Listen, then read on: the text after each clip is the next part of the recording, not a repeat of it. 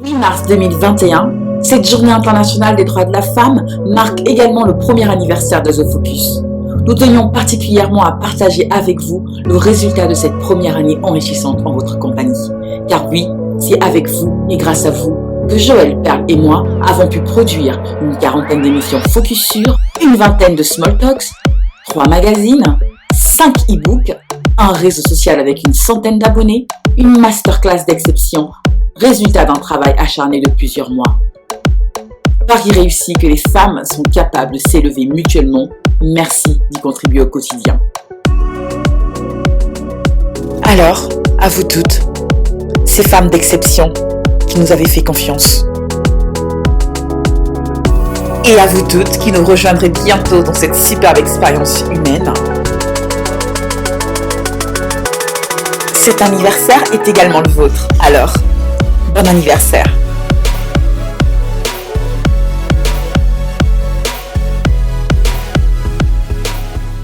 Bonjour à toutes, bienvenue sur notre émission Focus sur, l'émission dominicale que vous avez l'habitude de retrouver chaque dimanche donc à 15h30, dans laquelle nous recevons comme d'habitude une femme au parcours exceptionnel.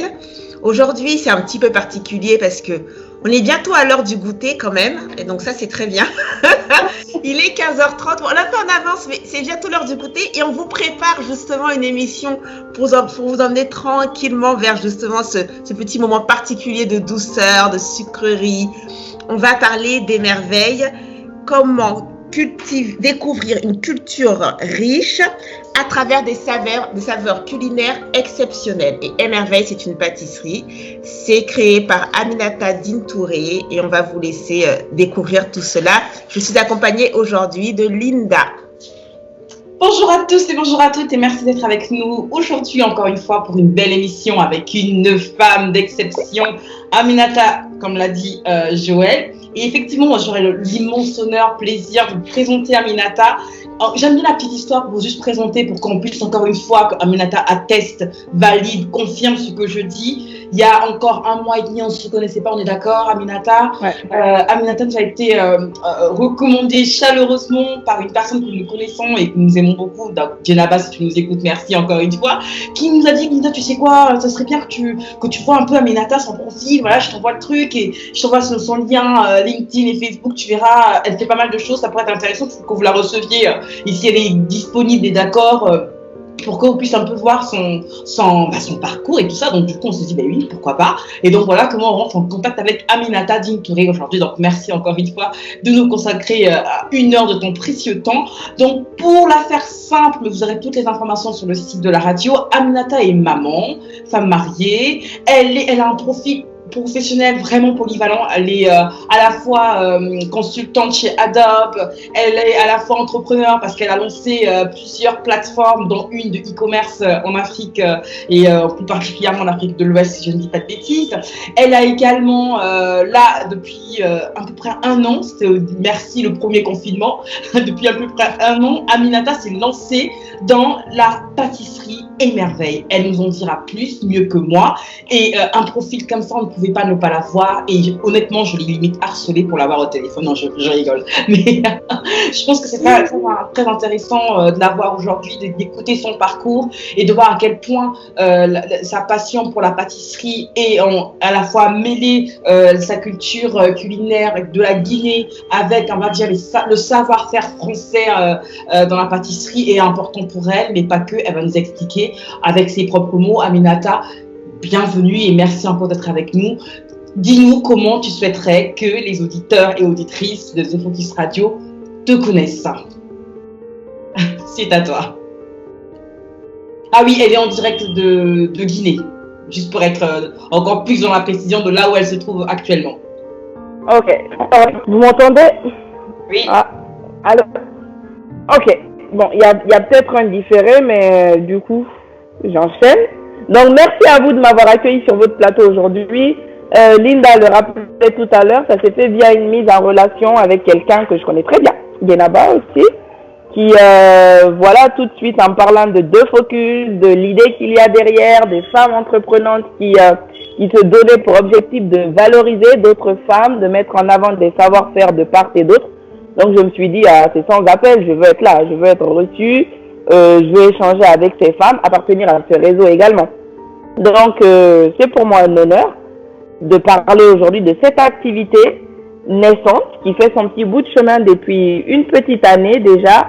Voilà, c'est le confinement et je pense que ça a été pareil pour beaucoup de personnes. En tout cas, autour de moi, plein de personnes ont vu la passion qui sommeillait en elles s'éveiller avec le confinement. On avait beaucoup de temps, on avait plein de choses. Enfin, il fallait s'occuper déjà d'une part, des fois, soit pour des activités avec les enfants, pour des activités récréatives, tout simplement. Il fallait trouver des choses. Et plus souvent, on les retrouve en nos passions pour ne pas avoir l'impression d'être perpétuellement en corvée.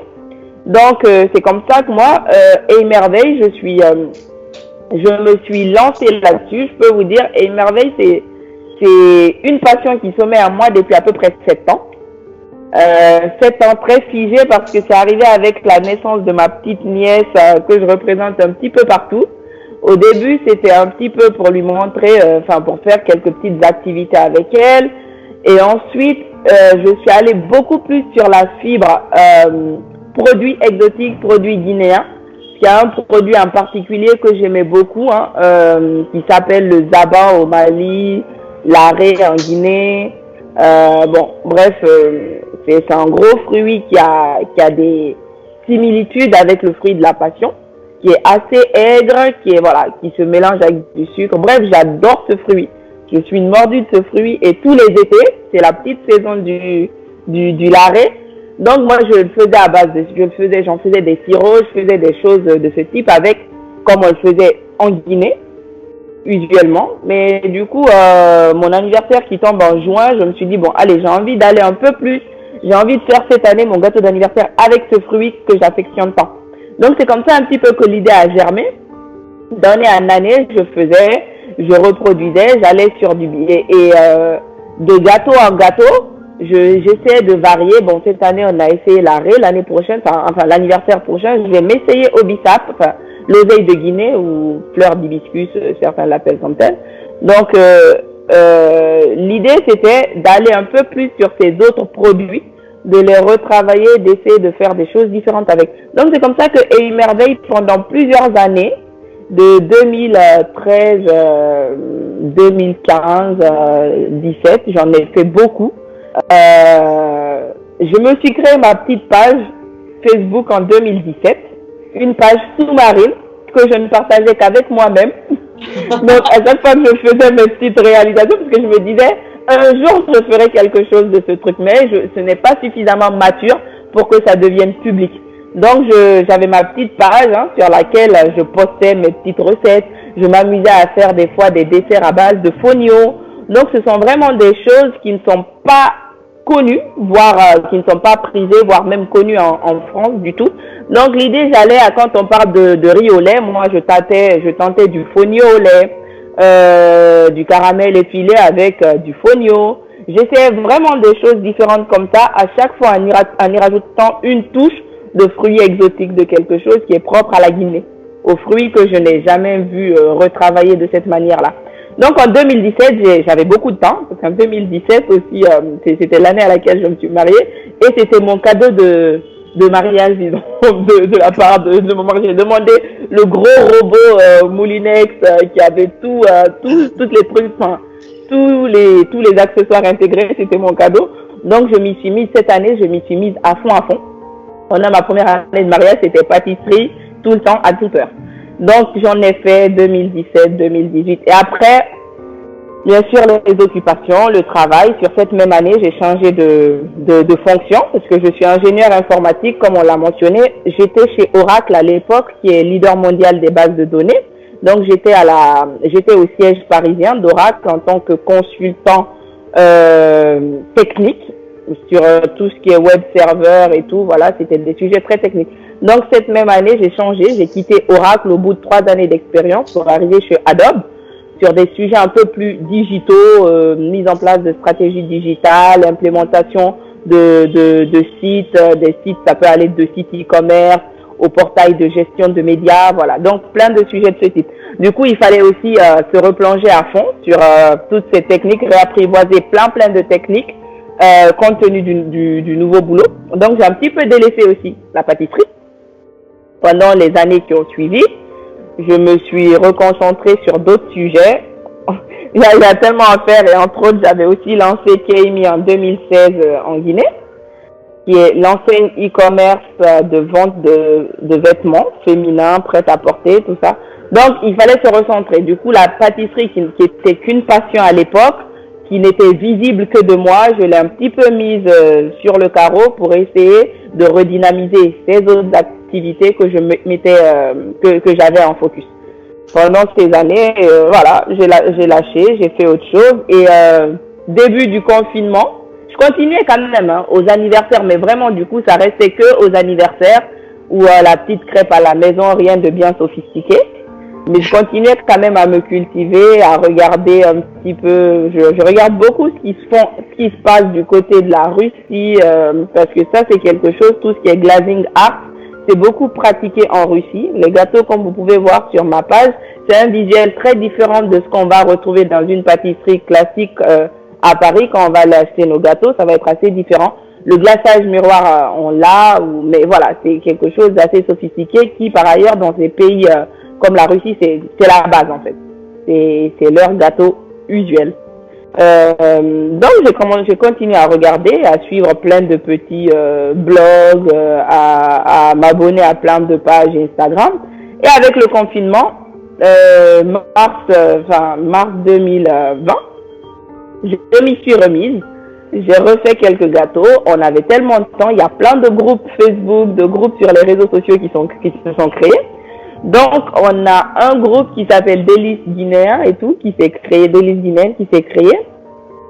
Et sur ce groupe, en fait, l'idée, c'était que tu fais quelque chose de revisité, tu partages avec la communauté, les gens sont contents, évaluent, font des feedbacks. Donc, je me suis prêtée au jeu et j'ai réalisé un gâteau pour mon mari à l'occasion de son anniversaire en avril, que j'ai posté vers le mois de mai, je pense.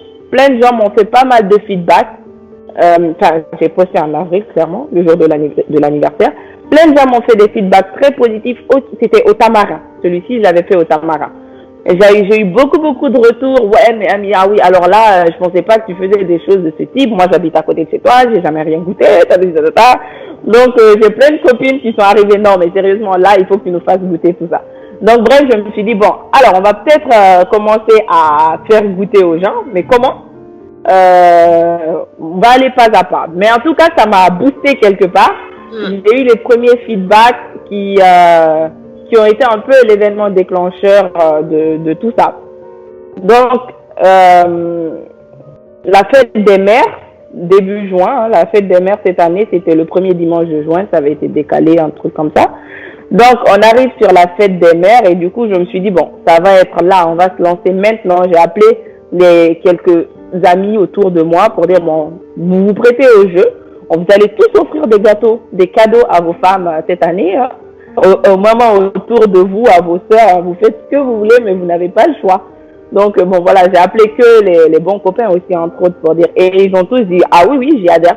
J'ai fait une petite offre et merveille box qui contenait du coup des petites saveurs en miniature de chacune de chacun des fruits de saison qu'on travaille à l'époque, à savoir le zaban ou le mad, l'arrêt, comme je disais, le bissap et le fruit du baobab.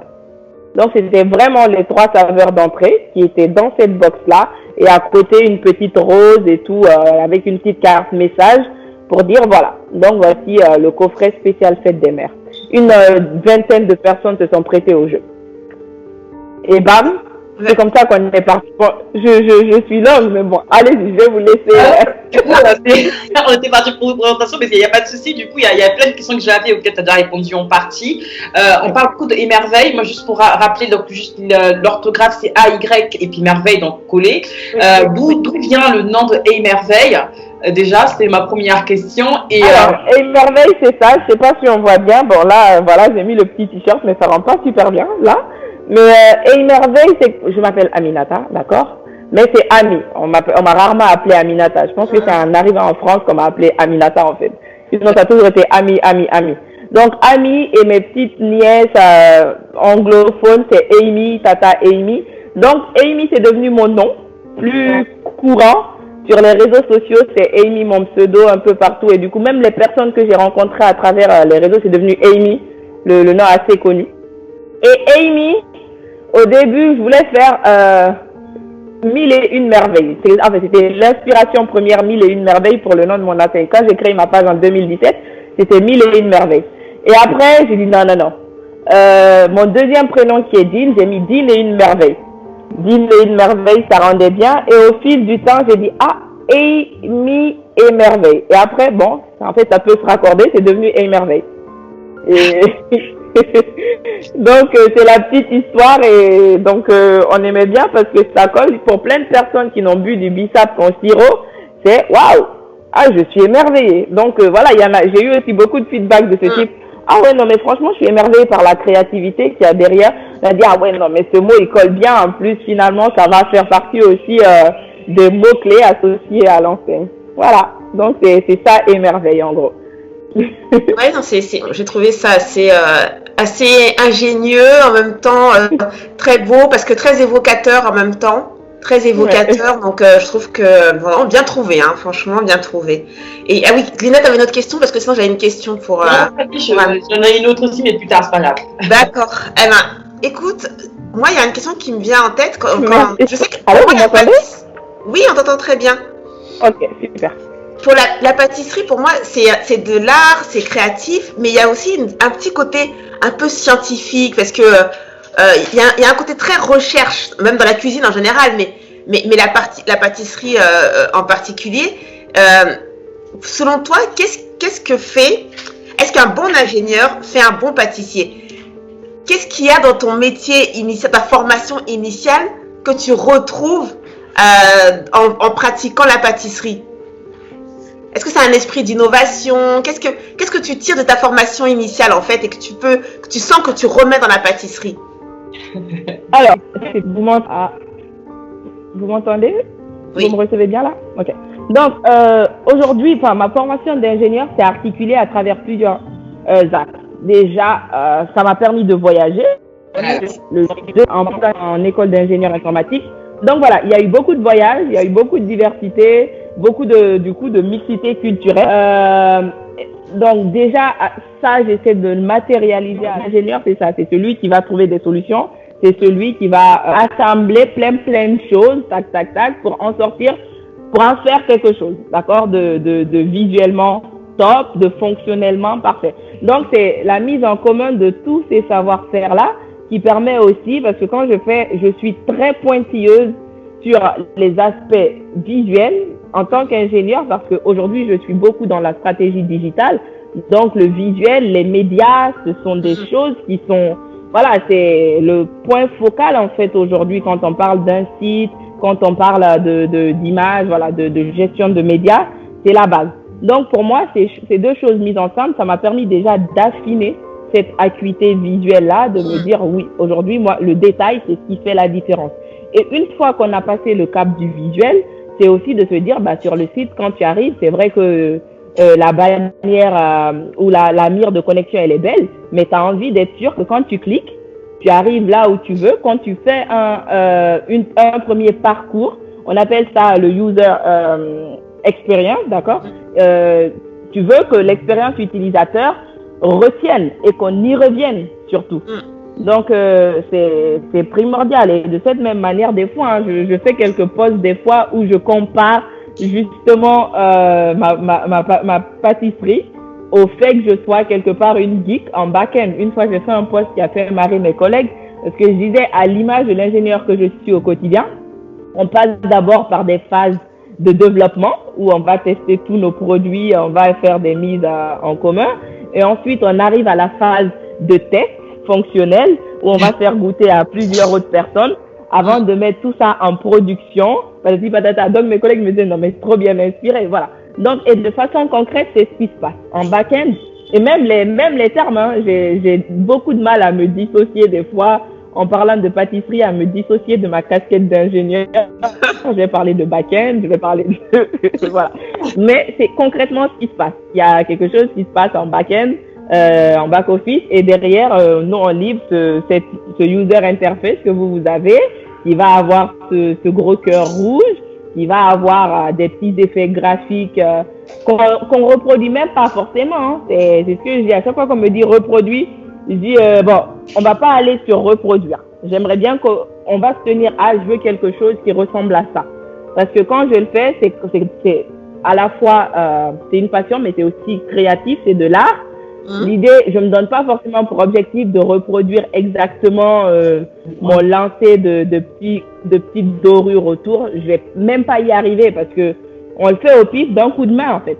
Donc voilà. Bref, pour moi, ils ont cela en commun, être ingénieur aujourd'hui et faire de la pâtisserie. Ils ont cela en commun, la créativité, le rendu visuel, la volonté de vouloir faire revenir les personnes à qu'ils ont goûté, donc de fidéliser, de voilà, tout ce qu'on veut. Donc c'est cela. Moi j'avais au-delà d'une question, c'est juste, je me faisais, oui c'est quand même une question aussi, c'est, je me disais, est-ce que tu t'es déjà posé la question de savoir si la première fois que tu as créé ta page, où tu avais mis en privé que toi, imaginons qu'en 2013, 14, c'est ça 17. En 2017. Imaginons qu'en 2017, cette page-là, elle était directement visible par tout le monde. Et que tout le monde te disait déjà, c'est génial, il faut que tu le lances, il faut que tu le fasses. Est-ce que tu crois que le process, du coup, aurait été le même? Non, je ne pense pas. Je ne pense pas que le concept serait resté le même.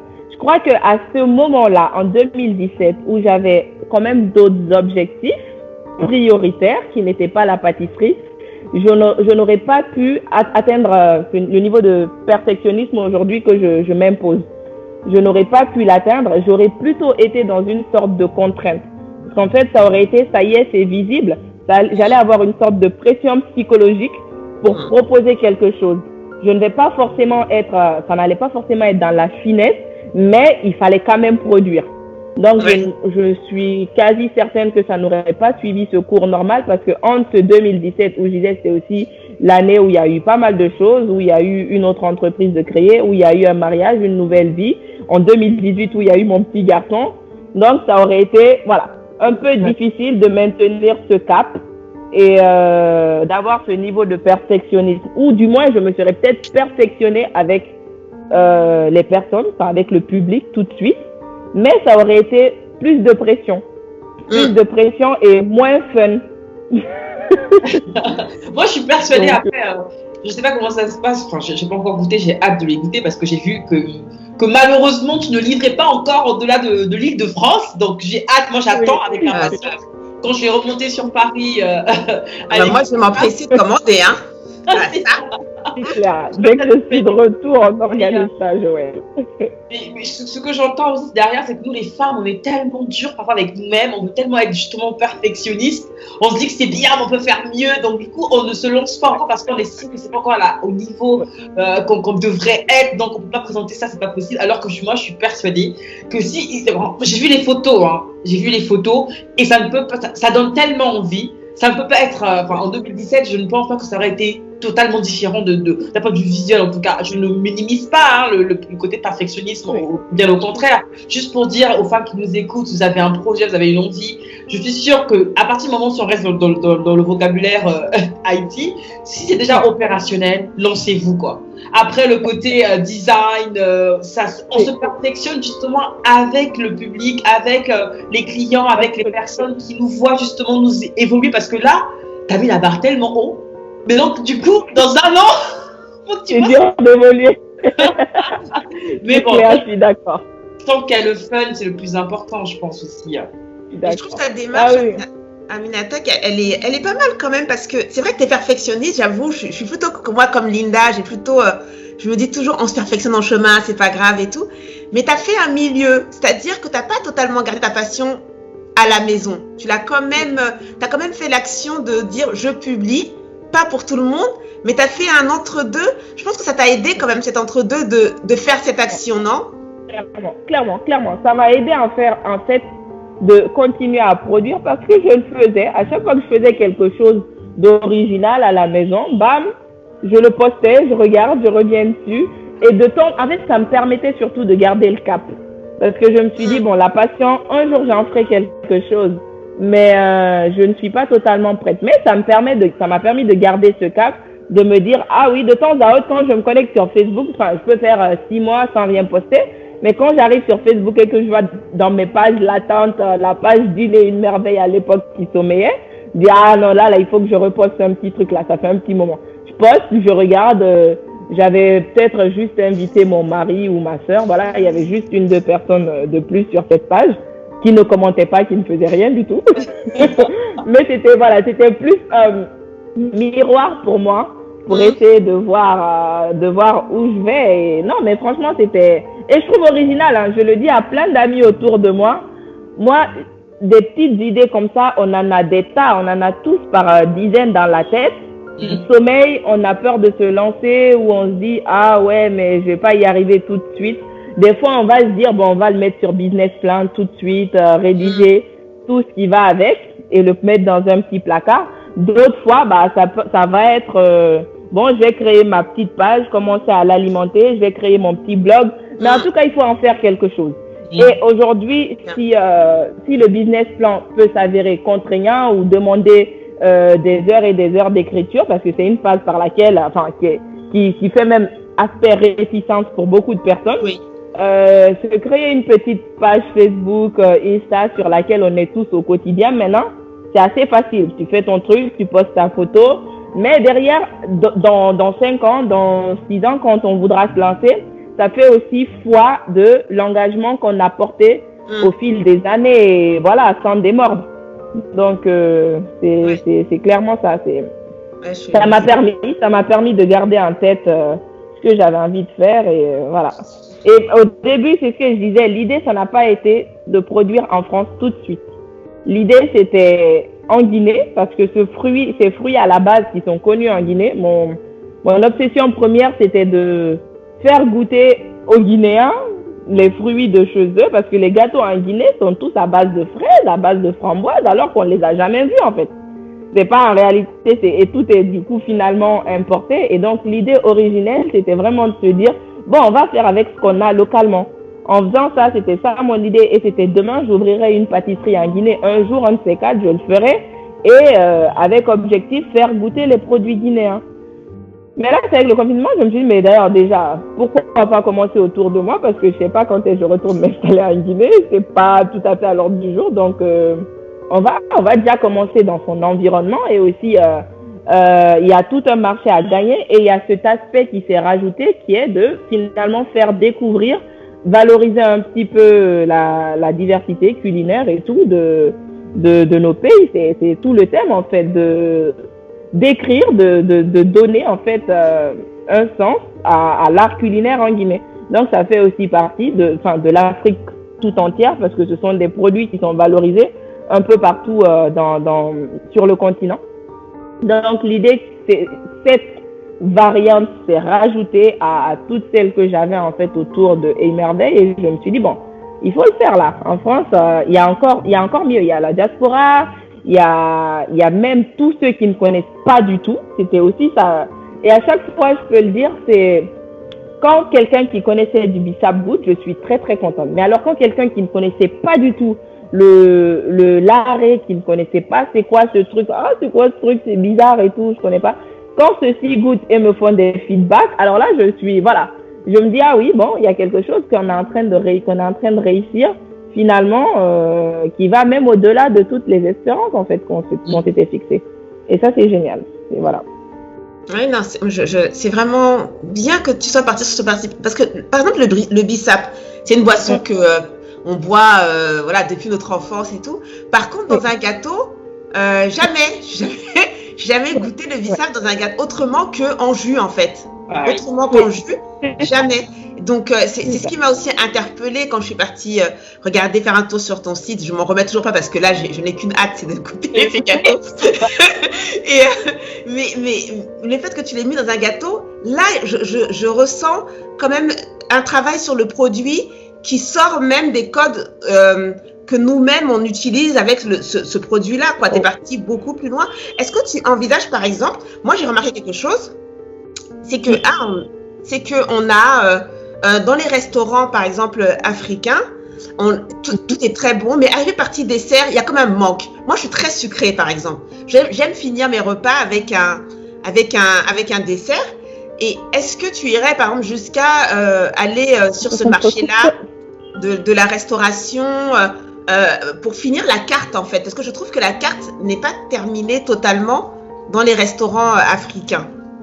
Alors, je ne sais pas ce que tu as entendu du coup, Aminata. Je sais que tu disais que tu n'entendais plus grand-chose.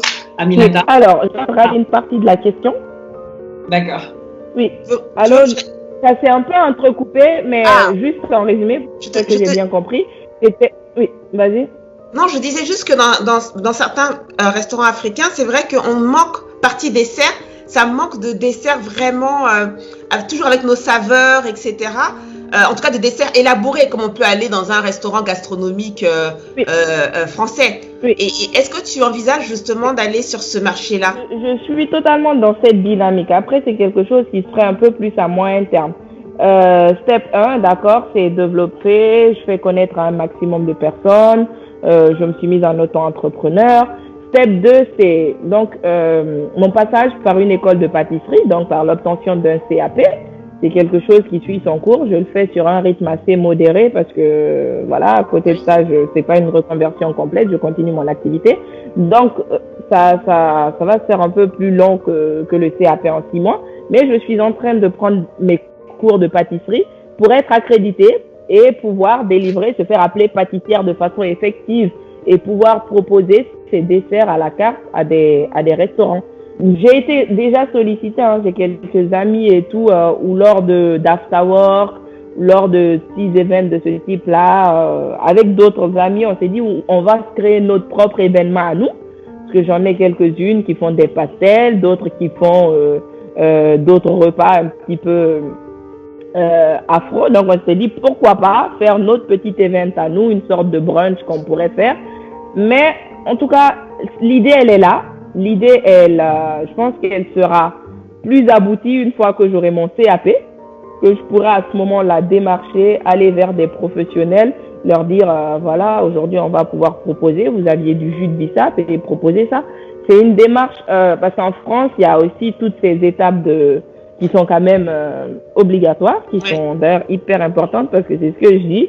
Donc voilà, donc l'idée c'est vraiment d'aller au-delà, d'avoir vraiment beaucoup de choses à mon arc en termes de pâtisserie, de pouvoir en parler de façon légitime partout, à tout moment. Et à ce moment de venir dire, voilà, on s'est approprié aussi cet aspect culinaire afro. Et à ce moment, aller vers toutes ces personnes pour travailler ensemble et faire quelque chose, donner de la visibilité à nos produits. Ça fait partie des objectifs. En Guinée, c'est un peu moins contraignant. En Guinée, aujourd'hui, le simple fait d'être en école, le CAP n'est pas le prérequis obligatoire, mais le fait d'être déjà en école et d'avoir le certificat suffit déjà à pouvoir lancer son activité. Donc aujourd'hui, c'est cette démarche que j'ai entreprise. Je suis venue pour faire un premier salon dédié à la pâtisserie. Bon, on pourra en parler un peu plus en détail, mais voilà. Donc je suis venue. Justement, on y va. Voilà. Donc l'idée, c'était au bout de 6-7 années, 6-7 mois d'activité comme ça à Paris, toutes les personnes dans mon réseau aussi côté Guinée, parce que je suis très connectée, je reste très connectée à la Guinée. Tous les salons de l'entrepreneur en Guinée, vu que j'ai déjà une entreprise sur place, même 2, je reviens, je prends part au salon, je prends part à des tables rondes d'animation sur les NTIC, Women Empowerment, tout ça là, j'aime bien, voilà, je reste très connectée dans ce secteur entrepreneurial. Donc, les personnes autour de moi voulaient aussi, avec la même curiosité, ah ouais, on a hâte. Du coup, je me suis dit, bon, à la base, on va faire une petite vente privée lors de mon prochain séjour à Conakry, avec ma sœur. Parce que là, le projet prenant forme et devenant un petit peu plus conséquent, toute seule, je n'y arrivais plus. Donc, ma sœur, elle s'est mise, c'était mon premier renfort, parce qu'on a la chance d'être voisines. Donc, on fait tout ensemble, en fait, indépendamment de ça. Et le fait d'avoir cette proximité faisait que, et merveille, on arrivait à jumeler tout ça avec nos activités pendant qu'une s'occupe des enfants ou quoi que ce soit. Il y en a une qui s'assure d'écouler les commandes de la journée, quoi, ou du week-end, de préparer le stock, tout ça, bref. Donc, on s'y est mis à deux, à fond. Et on s'est dit, bon, il faut qu'on organise un truc à Conakry très prochainement pour faire découvrir. On voulait le faire en décembre, c'était assez complexe. Après, en février, on s'est dit, bon, les congés d'hiver, on va les cibler, ça va être idéal pour une vente privée. Donc, idée vente privée au départ. Et au fil des semaines, on s'est dit, ah, et si on faisait un petit salon de la pâtisserie? Donc, on s'est mis à fond sur le salon de la pâtisserie de Paris. On a vu comment les thématiques, comment ça s'agence, qu'est-ce qui se passe, regarder les feedbacks, les vidéos rétrospectives des années précédentes pour essayer de s'en inspirer et faire quelque chose de ce type-là. Donc, l'événement, on est passé de la vente privée l'événement, c'est devenu au Salon des Merveilles de la pâtisserie Made in Guinée. Donc, c'est devenu ça, quelque chose d'une plus grande envergure qui s'est tenu le 13 février. On l'a fait le 13 février dernier, donc c'était juste en début des vacances d'hiver. On est tous arrivés à Conakry. Moi, je suis arrivée un petit peu avant. J'ai de la chance, comme mon petit garçon, il est à la crèche, j'ai pu partir un peu plus tôt. Ma coéquipière, elle est arrivée juste au tout début des vacances. Donc, on a fait ce salon avec à peu près 250-300 invités. Et l'idée, on l'a articulée autour de 4 axes. Donc, le premier axe, on l'a appelé la Tour des Merveilles. La Tour des Merveilles, c'est vraiment ce que vous voyez sur la page. Et Merveille, c'était typé ça. Donc, c'était une sorte d'événement avec 4 stands. Hein. On ne pouvait pas avoir une centaine de stands comme au salon de la pâtisserie de Paris. Mais bon, voilà, c'était l'idée. Et pour cette première édition, on s'est dit, bon, on va être les acteurs. Parce que d'une part, c'est d'abord montrer ce qu'on sait faire.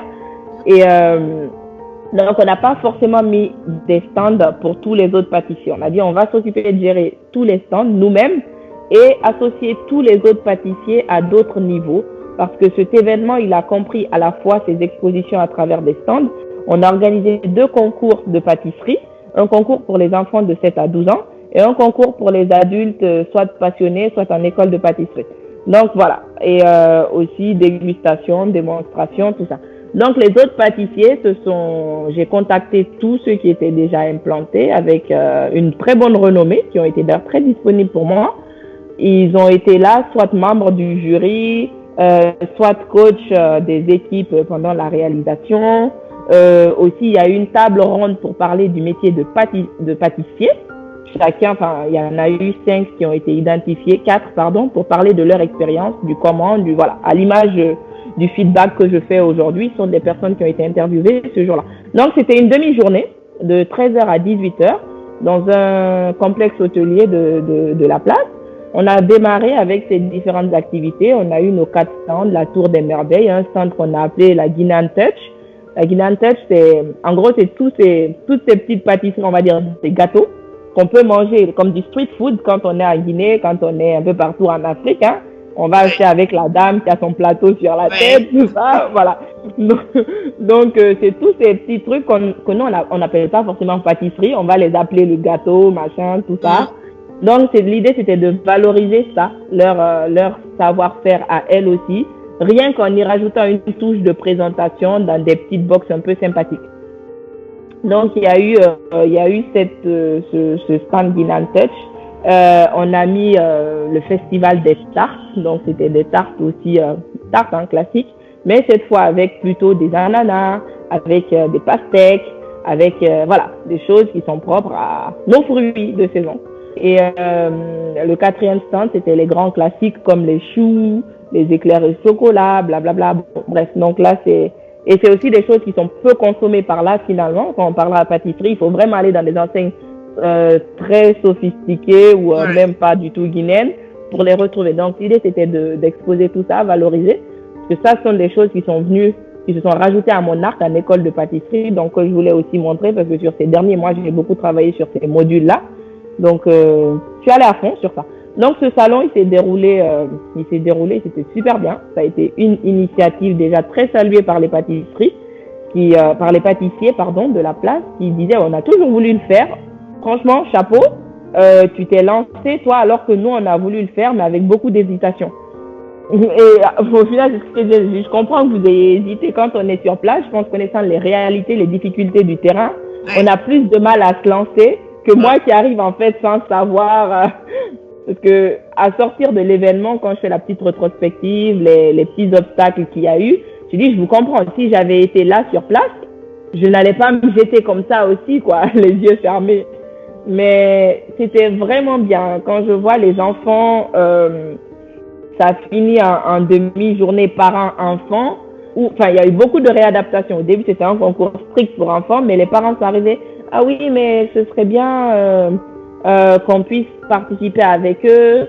Et j'avais été aussi contactée par une association qui voulait avoir une urne en fait lors de l'événement. Moi, je leur ai dit, on va aller un peu plus loin parce que le volet inclusion, c'est une association qui s'occupe des handicapés.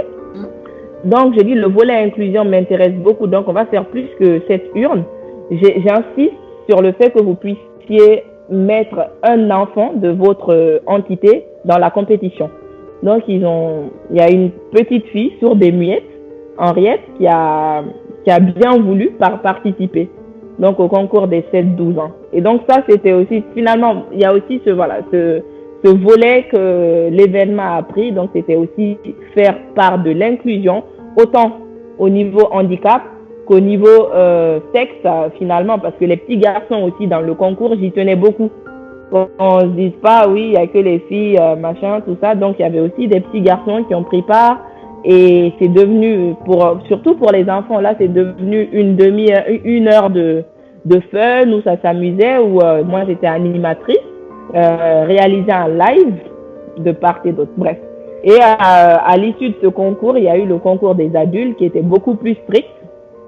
Là, c'était un peu comme le meilleur pâtissier en France. J'étais trop contente. C'était une grosse épreuve sous tension. Des 2 finalistes, là on a juste retenu les 2 finalistes qui devaient nous faire un tiramisu au bissap au lieu du tiramisu classique au café, pour qu'elles aient le temps de travailler un petit peu en amont, parce que c'était déjà stressant d'être face à une centaine de personnes. Donc elles ont eu le temps de retravailler et de nous servir quelque chose en live comme ça. Donc on travaille. Allô? D'accord, oui, là non, mais ça, on avait une petite coupure, ça a repris, mais justement, sans vouloir te couper, tu rebondis. J'ai envie de rebondir sur quelque chose que tu viens de dire, justement, tu viens de comparer un peu le salon au meilleur pâtissier, etc. Et est-ce que c'est quelque chose que tu envisages de faire, justement, de faire une compétition en France sur la pâtisserie c'est entrecoupé encore. Ah, je disais, je rebondis sur ce que tu viens de dire sur la comparaison entre le salon que tu as organisé et le meilleur pâtissier, le concours que tu as fait dans ton salon. Et je me disais, est-ce que tu envisages justement de faire un concours comme ça, comme le meilleur pâtissier ou Top Chef, mais c'est plutôt le meilleur pâtissier, je pense, dans ton cas. Est-ce que c'est quelque chose que tu envisages? Et si oui, j'enchaîne en même temps, comme ça tu pourras répondre. Si oui, est-ce que pour toi, tu emmèneras justement cette touche avec les saveurs exotiques, les saveurs de la Guinée? C'est quelque chose qui te tient à cœur? Parce qu'on a vu récemment la Mori Sako qui fait aussi de la cuisine, pas de la pâtisserie, mais de la cuisine, où il mélange les saveurs japonaises et les saveurs africaines et qui a eu la première étoile. En plus, il vient d'avoir sa première étoile au guide Michelin.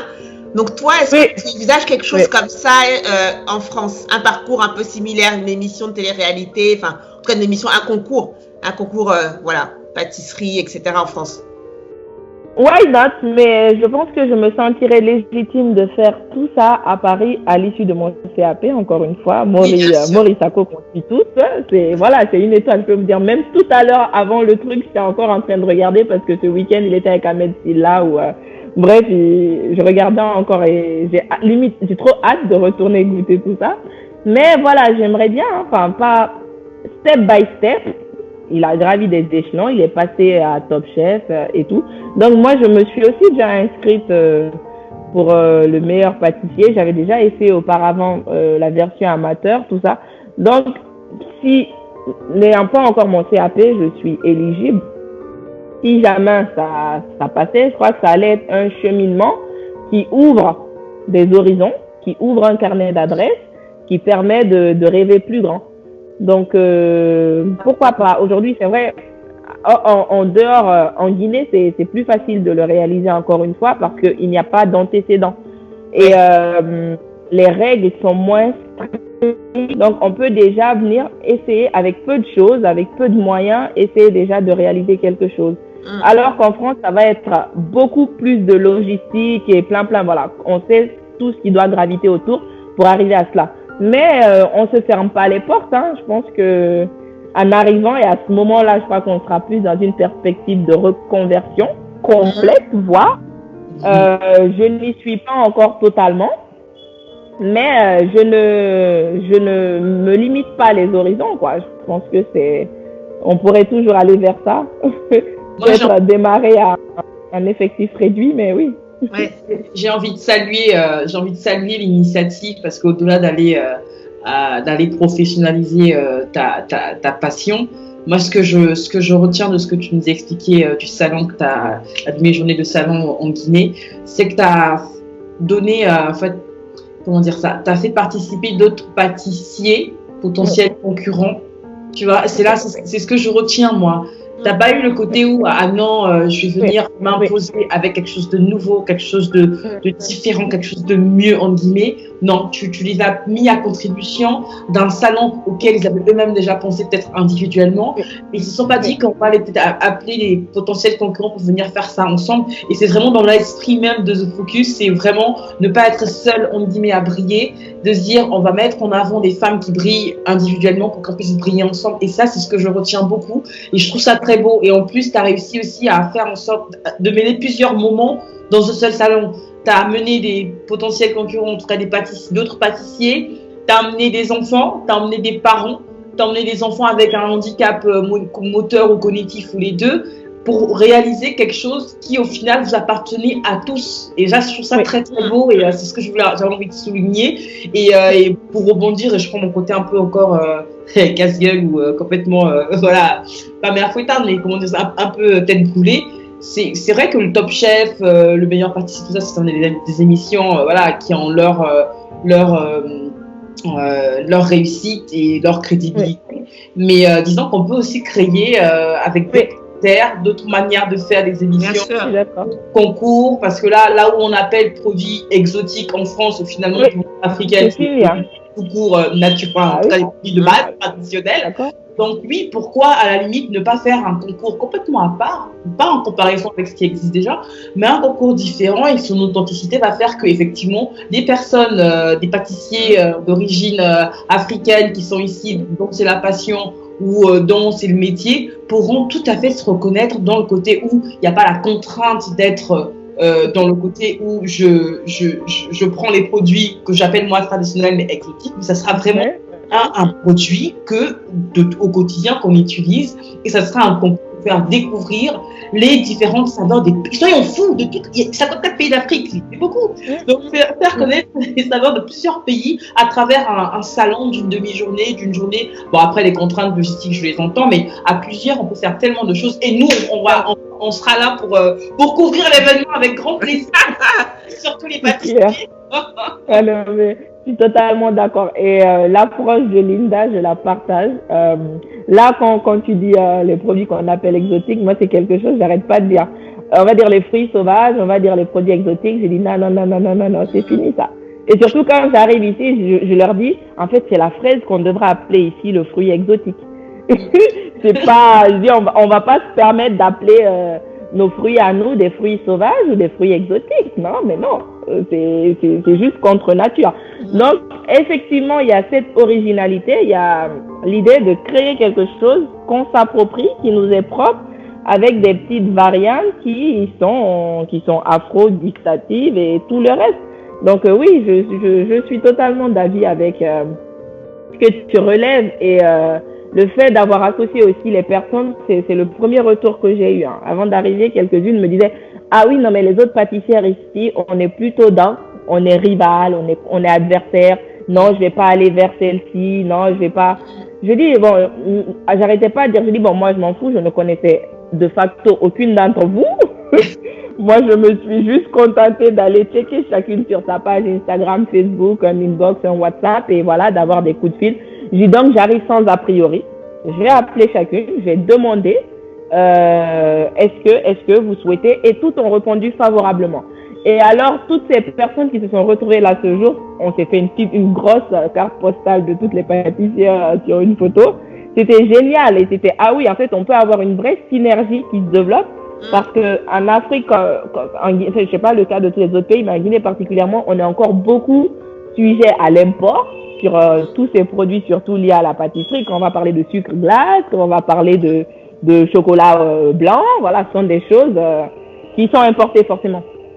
Donc, toutes ces pâtissières sont soumises à ces contraintes et la plupart des gros importateurs sont même pas forcément guinéens non plus. C'est pas forcément des locaux. Donc, c'est la cherté, c'est la difficulté de valoriser même le métier parce que les produits sont excessivement inaccessibles en fait. Donc, je leur ai dit, il est encore question, vu que je suis encore en Guinée, d'organiser un petit dîner, un after-work avec toutes ces personnes pour discuter de perspectives, de synergie, je sais pas, de centrales d'achat, voilà. Mais en tout cas, je pense à plein de choses qui peuvent être réalisables comme ça en mutualisant. Donc, oui, absolument. C'est aussi ce que je voulais, fédérer un petit peu la profession. Et on espère ensemble y arriver. Franchement, je suis admirative.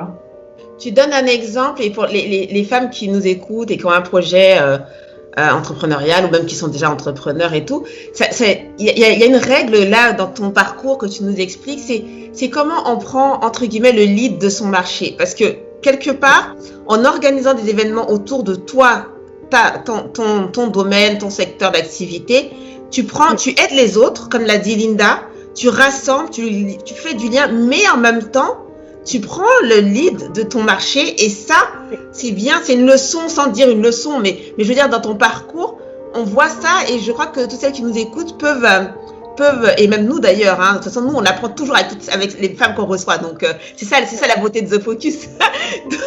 donc ça donne vraiment l'exemple de aider les autres, accompagner les autres, développer son business et en même temps prendre le lead parce que je suis à l'initiative en fait des choses. Je crée de l'événement, j'ai plein d'idées, voilà, là, comme tu as dit la centrale d'achat et tout, c'est une vraie leçon d'entrepreneuriat là.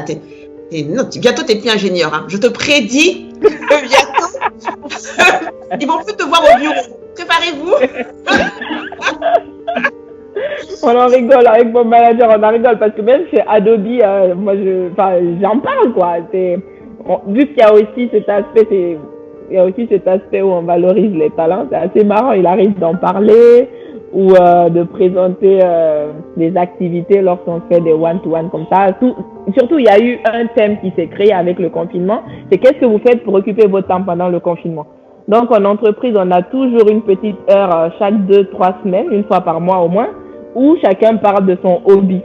Donc, j'en parle et derrière, les collègues, ils n'arrêtent pas de dire Aminata, c'est fini là, nous, bientôt on te voit sur Forbes, nous. Je dis, ouais, donc, ouais, ça va. Mais oui, c'est important mais je pense que c'est aussi cette casquette d'ingénieur, je pense, qu'on utilise de temps à autre, de consultant surtout, de conseil, parce que c'est le métier de conseil au quotidien, qui permet aussi de rassembler, d'essayer de mettre un peu tout le monde d'accord. Et de voir des choses de façon homogène et tous ensemble. Voilà. Non mais c'est génial, on arrive pratiquement à la fin de l'émission. Attends, c'est toujours non, mais en fait oui, mais, je sais pas si du coup, moi je suis très admirative de ce que tu fais, de ce que tu dis. Et, moi à part bien manger les gâteaux, je sais pas faire gâteau yaourt, oui, j'essaye un peu de customiser à la sauce Linda, mais j'ai pas vraiment cette passion-là et j'ai la passion pour manger, pas la passion pour les faire. Mais et je trouve ça très beau, au fait, encore une fois, c'est ce que je le dis et je le redis, je trouve ça très beau de pouvoir associer d'autres personnes dans cette aventure-là, qui en plus était vraiment une passion, on va dire, un peu personnelle. Et là, t'en fais une espèce de profession à part en allant chercher le CAP. Mais moi, je suis convaincue que le CAP, je ne sais pas pour dénigrer la chose, ça apprend forcément beaucoup de choses, mais le CAP, vraiment les diplômes de manière générale sont une espèce de passion. C'est pas. C'est une lecture CV, quoi. Tu vas y arriver ou pas. Ça va permettre aux clients d'être rassurés sur le fait que tu as une formation et tout ça. Mais en soi, je veux dire, tu as bien fait, t'as bien commencé à vendre des émerveilles avant même d'avoir ton CAP. Donc j'ai envie de te dire, c'est que une petite parenthèse. C'est voilà. Mais je sais pas. Moi, c'est tout ce que je retiens, c'est ça. Je suis vraiment admirative de tout ce que tu fais pour toi déjà que pour les autres pâtissières en Guinée. Mais j'ai hâte de voir Amy dans un an. On aura le plaisir de te retrouver encore, j'espère. Ouais. T'as un mot de la fin pour ma Joël, avant qu'on laisse le mot de la fin. J'aimerais qu'on se quitte quand même sur... Parce que là, c'est l'heure du goûter, hein. Donc, j'aimerais qu'on se quitte sur une petite douceur. Est-ce que tu peux nous décrire très rapidement ce qu'il y a dans ton gâteau, de quoi est composé ce gâteau au bissap qui me fait tant rêver?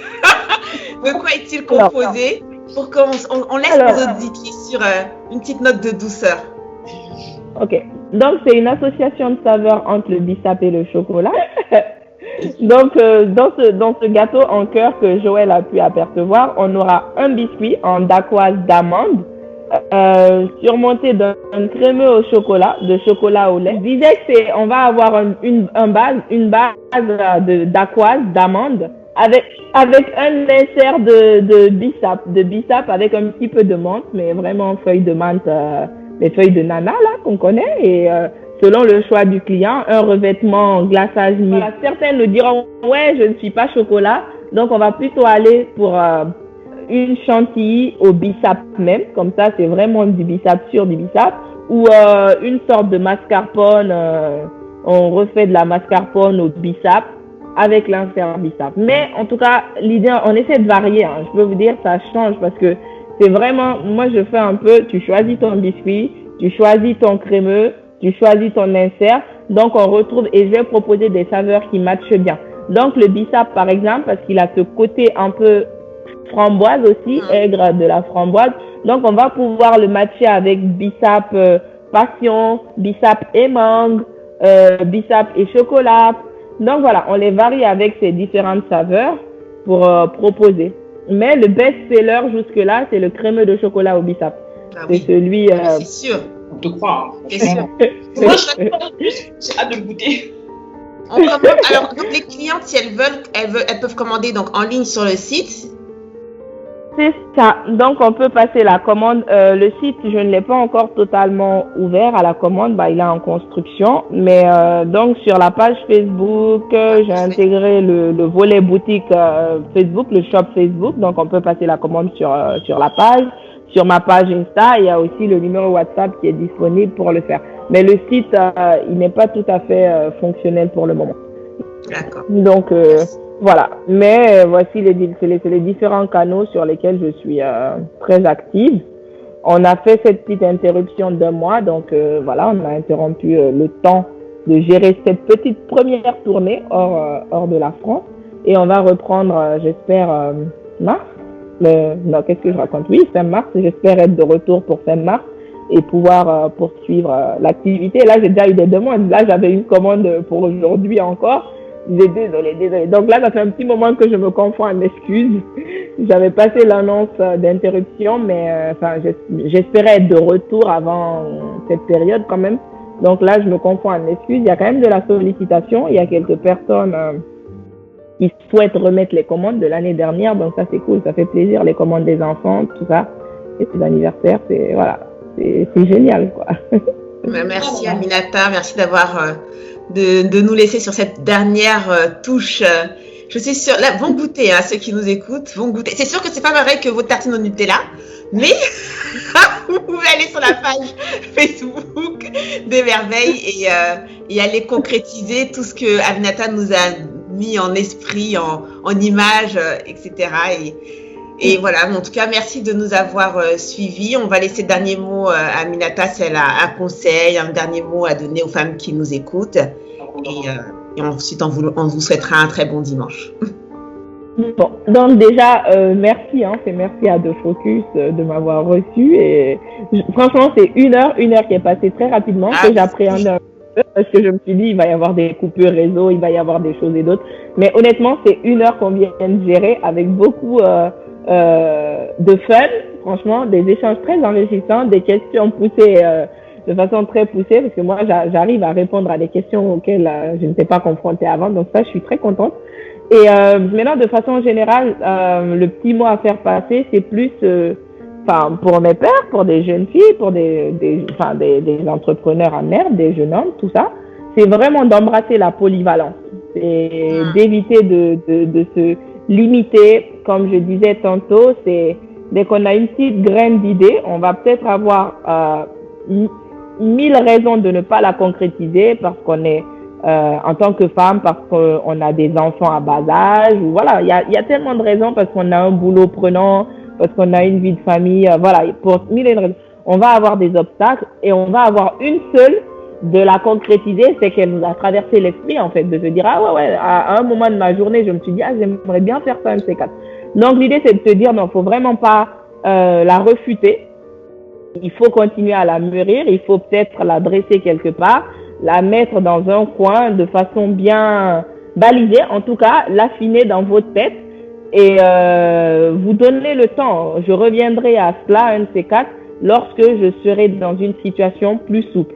Mais voilà, il ne faut pas abandonner ses rêves et c'est pas parce que ce n'est pas ton métier, ce n'est pas ton secteur de prédilection qu'on n'est pas à même de le faire. Moi, aujourd'hui, je me diversifie beaucoup. Ingénieur de base dans l'informatique, e-commerce, encore l'e-commerce qui était ma première activité, ma première entreprise, c'est étroitement lié parce que c'est ce que je fais au quotidien.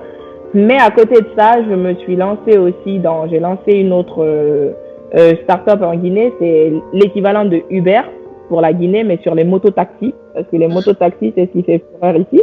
Donc, c'est quelque chose de similaire, mais je n'hésite pas à explorer, bon, déjà la pâtisserie, donc ça n'a rien à voir de base avec mon métier. L'agriculture également, ce sont des choses à fort potentiel.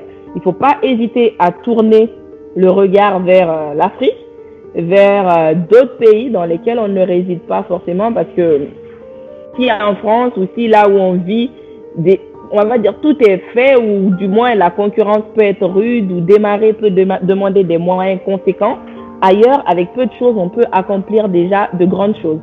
Donc, il ne faut pas se limiter, il faut aller vers la polyvalence et il faut surtout ouvrir les horizons. Outre-mer, voilà, se donner les moyens d'accomplir nos rêves.